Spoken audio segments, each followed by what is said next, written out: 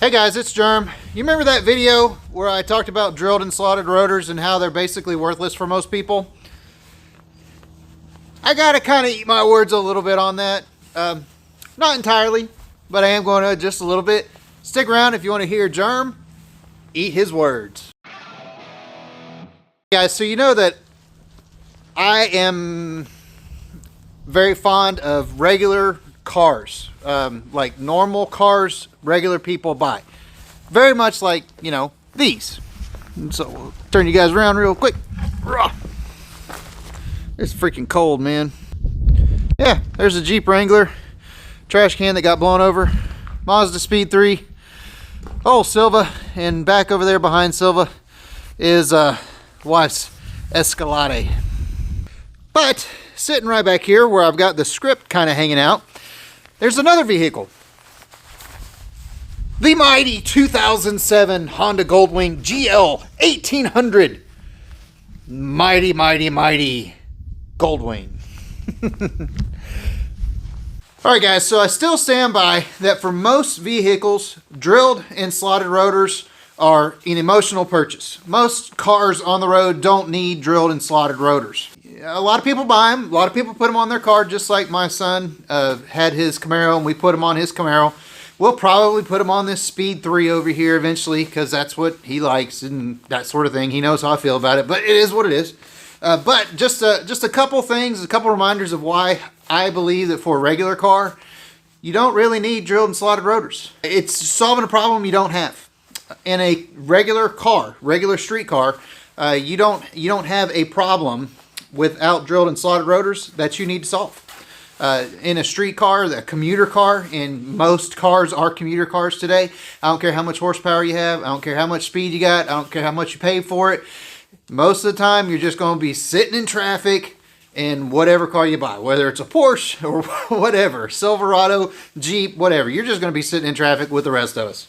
But modern brakes, number one, the real power is in the design of the whole system. So it's not just the fact that you have a drilled or a slotted rotor. You need to consider the whole system. And back whenever drilled and slotted rotors were first introduced to people, we didn't have the brake pad technology that we have today. So today's brake pads don't tend to off-gas like the old brake pads used to. They still do, of course, to some degree whenever they're braking and under load and that sort of thing.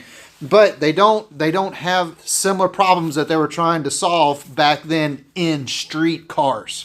Again, that's where I'm trying to make this really clear. We're talking about street cars today. Number two, normal street driving doesn't typically cause the sustained high temperature loads on our brakes. If you're a real aggressive driver, you may have a different situation, but for normal people just driving, they are not going to have the sustained wear that you're going to need for a drilled and slotted rotor to ever heat up like that. You never will. There are a few exceptions. You can kind of see a mountain back over here. If you drive in mountains, you may want to look into more high-performance brakes for whatever your situation is. I still don't think you need to buy a drilled rotor, but I do recommend buying the absolute best brake pads that your money can buy you. All right. Most panic stops, the next thing is most panic stops are single events. They're not happening all the time. And so if you're in a situation where you're having to panic stop all the time, you may want to evaluate your driving habits because that might be the problem. If you're having to always find yourself panic stopping, you may want to evaluate whether or not you are following too close to people, or you're not paying attention enough, or you're allowing distractions in your vehicle, which you should not be allowing. Okay, so in real life, your brakes will cool off and be ready to go. Even back in the day, whenever cars had four-wheel drum brakes, it just wasn't a whole lot of situations where you were panic stopping all the time. If you drive sensibly, you drive reasonably, then you're really not going to be introducing that kind of heat into your brakes. That's why some people that know how to drive their cars and let the engine slow the car down, vehicle down, that sort of thing, you're going to see some folks get 70, 80, 90, 100,000 miles between brake jobs. Silva is at 80,000 miles and I still have the brakes that came on it from the factory. I've never touched the rotors. I've never touched the brakes, and I tow the 9,000 pound trailer. It's kind of amazing. Part of that is great technology that Gene put in the car, in the truck. Another part of it is I try to take care of my things, and I try to drive sensibly and not have to have a whole lot of panic stops. And I don't like riding my brakes down mountains or anything like that. All right, so here are some downsides if you decide that you're gonna buy some drilled rotors. Look, I've got a list. I'm trying to get all professional for you guys. So, number one, they can wear out your pads faster. Simply because there's more opportunities for abrasion inside of that brake rotor, because it now has a nice hole that can grab a hold of the brake pad, and so it can wear down your brakes a little bit. Number two is not really a performance issue. It's just they're noisier. You can have a little bit of a noisier situation with your drilled rotors if you decide to put them on. Number three, and this showed up quite a bit in the comments of the last video, they can actually crack around the holes where the drill pushes a hole through the rotors. So there can be cracks around the holes over time, which will wear out your rotors. Of course, most people aren't turning rotors today. I made a comment about that last time. People told me how wrong I was that you could turn a drilled rotor. How many times have you guys actually turned rotors in the comments of this video? Let me know down in the comment last time you had a set of rotors turned, okay? I bet you most of y'all, that especially the DIY your stuff, you're just buying new rotors, even if they're drilled or slotted. So, can you turn a drilled and slotted rotor? Sure, but I'm not doing that. I'm not going to do that. Knowing that they can crack around the holes, and in between the holes, I'm not taking the risk on a drilled rotor. I would on a more expensive rotor, a little more obscure. I might try to see if I can turn it, but a lot of times we're just buying new rotors anyway. And so here's the last con. There is potentially more cost to purchase the drilled and slotted rotor than it is to actually buy the regular ones. So they can be a lot more costly and have zero measurable benefit. Kind of like Silva over here. Just want to show y'all guys real quick. Silva, 2.7 liter. People are always asking what mods they can do to that truck to make it faster, and the answer is nothing. Highly engineered, just the way it sits. You can put an air intake on it. It's not going to do anything. If anything, it's going to take power away from it. So you can do something if you just want to spend money, like buying a drilled and slotted brake rotor, but you're just wasting your money on a street car. Now, if you're talking race cars or race applications, the game completely changes, okay? Completely changes. All right. So, now we got a little bit of the marketing trap I want to talk to y'all about. They look fast. They look good in the ad, but that's about it for a street car, okay? I got 3 vehicles sitting right here that actually have drilled rotors. I've got 4 drilled rotors sitting right here. All right, motorcycles use drilled rotors. And this is where I'm having to eat my words just a little bit, because motorcycles indeed use drilled rotors. So this is a little bit of a technical discussion, just a little bit. I have not seen a solid rotor on a motorcycle in, I can't tell you how long, as far as a new one. I may be wrong. I'm not going to say all of them have, solid rotors, but most of them now come with drilled rotors. There may be some exceptions, but I don't think so. So here's some key differences why a street bike, 3 of them sitting here, all of them have drilled rotors, why these have drilled rotors and the cars do not. So here's a few differences. Number one, there's way less rotating mass on a bike. Weight is important on a motorcycle. Number two, the brakes are exposed to airflow. So even on the Goldwing, which is sitting here, which has, this might actually be the premiere of the Goldwing on the channel, but the brakes are fully exposed to airflow, especially compared to a car. They're sometimes hanging out into the airflow, so we can really maximize that heat dissipation advantage that you can get from a drilled rotor. In the rain, it matters a lot. So if you're riding a motorcycle in the wet, which if you ride a motorcycle long enough, you're going to get wet. And in the rain, it matters. Being able to shed that rain quickly from the rotors, you have one opportunity up front to brake. One.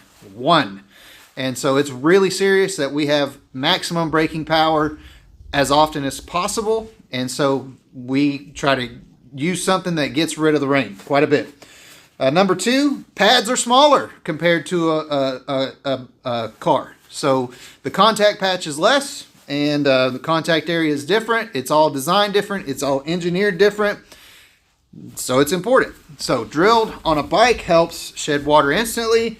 They maintain constant bite. They help grab a hold of that brake pad because the architecture is different. We're trying to maximize braking power and that sort of thing. It reduces weight and it reduces heat during repeated stops. On a motorcycle, you may tend to push it a little bit more and need that heat dissipation in the twisties, in the curves, in the corners. And just the fact that people don't look for motorcycles. They just don't see motorcycles like they see cars. And so having maximum braking power at any time is super important. I'm going to say the same thing applies to bikes as it does to the cars. If you are riding a motorcycle and you find yourself having to panic brake every single time that you ride, you may want to evaluate your skills. You may want to evaluate your skills, all right? So here's the Gold Wing. This thing weighs half a ton with a rider, over half a ton with a rider, way over half a ton with a rider and a passenger. And whenever you grab that brake, you want that thing to have as much power as possible to stop. Your life depends on it. Of course, your life depends on it in a car too, but on a bike, you need maximum control at all times. So we need to keep the drilled rotors up front, reduce weight, be able to shed heat much faster, and be able to bite the brake pad a lot more. We need to be able to shed heat, shed water in the rain, just so we can maximize our power, okay? So why doesn't this translate into cars? Because a lot of the things I just said, you'd be like, well, cars are in rain and that sort of thing. So here's where it gets tripped up just a little bit. Just because something works on a motorcycle doesn't mean it's going to work on a car in the same way. Cars have two front wheels, not just one. Cars aren't leaning at different lean angles. Cars are, down on all fours all the time. So the contact patch is different. You have a lot more contact with the road. The tire has a lot more contact patch than what a motorcycle does. Things are just different, all right? Things are just different. It's different mass, different cooling. Everything's different. Motorcycles and cars do not compare. Everything's different about a motorcycle compared to a car. Even this one that has a windshield, that's a plastic windshield, all right, plexiglass or whatever it is, Lexan. The throttle's on the handlebar instead of the floor. Everything's different on a motorcycle. Everything's smaller on a motorcycle. Weight matters, all right? Weight matters. So ultimately, if you want to put a drilled and slotted rotor on your street vehicle, it's up to you. It's not wrong per se. All right, I am standing by my original assertion that on a car, on a street vehicle, you don't need it. You don't need it. So it's still your decision. It's up to you. If you like the look of it, if you like the feeling that it gives you whenever you pull up with your buddies or at a car meet, and then you got those nice slotted rotors. It's got that nice drilled rotor swirl in the rotors. You think that looks good and all that stuff. You understand the trade-offs that you may be going through pads a little bit more, and you're okay with cost if it happens to cost more. Now, my son's Camaro, it wasn't more. It was actually the same cost, if not a little cheaper, to buy the drilled rotors. So you got to take that into consideration. So just make sure you're buying them for the right reason. Most of them are which is going to be aesthetic and an emotional purchase. All right. So, yes, I still stand by my original take. Yes, I still bought a vehicle that came from the factory with drilled rotors, but it's a different application. And so context matters, guys. Context matters big time. So I hope you like that. Hope that helped some of you guys understand that there are times where there are drilled and slotted rotors that are going to be on cars. I did find one car on a dealer lot that actually had factory drilled rotors. It was a BMW sports car of some sort. I might have got a picture of it. If I did, I'll try to drop it in here. I can't remember.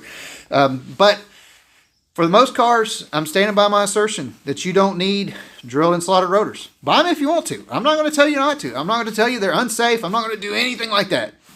Buy what makes you happy, okay? Just know it's pretty much an emotional decision on a street car. And like I said before, if we're putting it on a race car that you're taking to the track, our conversation completely changes, okay? This is a street car. Street car, all right? So that's basically it. If you have any questions, please let me know. I would love to keep continuing conversation. Just please, guys, please try to be respectful in the comments. I appreciate all the comments. I even appreciate the trolls. You guys are great. I love you guys. But please try to keep the conversation respectful. I try to make this as much of a family channel as possible. And so please, for the love of God, keep them respectable. Okay? Thank you guys so much. I hope you'll have an awesome day. Please like, share, subscribe if you got anything out of this. Talk to you again on the next one. Take care, guys. Oh, yeah. Let me leave you with some sweet Goldwing music. By the way, a flat 6-cylinder sounds better than a 4-cylinder. Flat 6 is for the win.